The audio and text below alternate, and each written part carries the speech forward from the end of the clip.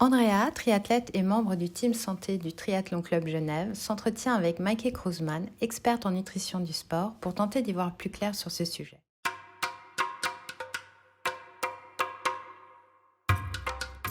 Qu'est-ce que tu recommandes de manger cette fois-ci avant une course, pendant une course et après une course? Eh ben, c'est très, très individuel. Évidemment, ça dépend beaucoup du type de course, de la distance, du climat. Voilà. Alors, pour les courses courtes, c'est relativement facile. Une course de moins de 2 heures, par exemple, c'est vraiment pas très, très compliqué. Mais la règle de base pour tout le monde, c'est vraiment de partir avec les réserves glucidiques chargées à bloc. Même pour une course très longue, où on va être surtout en endurance et oxyder des lipides. Donc, ça veut dire que dans les jours qui précèdent, on va essayer de consommer suffisamment de glucides, pas trop de fibres, etc. Et puis, après, ça dépend beaucoup de l'horaire du départ. Parce que c'est pas donné à tout le monde de prendre un petit déj à 3 heures du matin. Donc, ça veut dire que parfois, un petit moment avant la course, on est encore en train de prendre une boisson glucidique. Et puis, on espère pouvoir remplir nos réserves de sucre à ce moment-là. Si la course est longue, on peut se ravitailler pendant et on arrive un peu à se débrouiller comme ça. Après, selon le degré de stress, par exemple, ça peut être très très compliqué pour certaines personnes de consommer quelque chose le matin.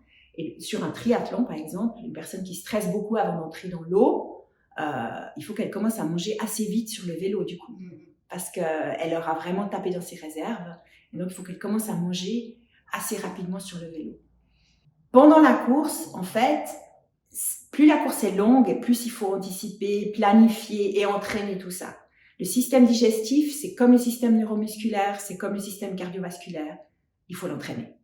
Donc, pour une course longue, on ne peut pas improviser le ravitaillement. Il faut avoir un plan. Il faut tester les aliments, il faut tester à quelle vitesse on arrive à les consommer, il faut s'entraîner à manger sur un vélo ou à consommer en courant, etc. Donc ça, c'est super important, c'est de bien expérimenter en fait ce qu'on va faire. Théoriquement, on arrive à digérer 60 grammes de glucides par heure. Mais ça, c'est la théorie. Donc, c'est assez facile après de calculer le ravitaillement avec les barres ou les fruits, enfin ce dont on a l'habitude pendant la course.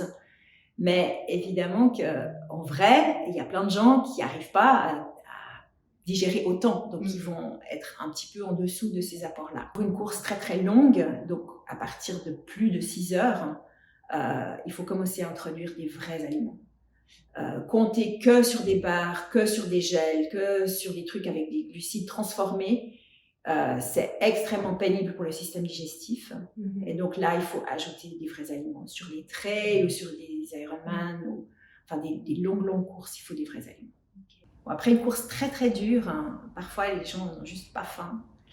Alors qu'il est quand même recommandé de consommer assez rapidement des glucides et des protéines, je dirais dans les 2 heures en tout cas qui suivent la fin de la course, parce que c'est là qu'on a la récupération au top et qu'on fait le plus en fait avec les nutriments. Donc l'aliment qui marche le mieux pour la récupération, ce qui a été prouvé, c'est le lait de vache. Mais il y a énormément de gens qui soit ne supportent absolument pas, soit détestent le lait de vache. Donc, c'est d'avoir un aliment qui soit glucidique d'une part et qui apporte quand même 20 grammes de protéines. Donc, ça peut être aussi un mix, ça peut être un sandwich par exemple, avec du fromage, du jambon, raisins, de la viande séchée, des œufs durs, c'est parfait. 2 œufs durs, 20 grammes de protéines, c'est impeccable.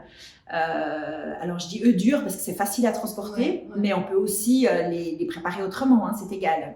Et puis après, il y a le burger classique, beaucoup de gens aiment ça. Et c'est vrai qu'un hamburger qui est bien fait, 20 grammes de protéines, c'est impeccable. Par contre, c'est vrai que c'est mieux quand même de privilégier de nouveau des aliments de bonne qualité. Donc un bon pain, éviter les frites trop graisseuses, etc. Mais c'est sûr que c'est aussi un moment où on se fait plaisir.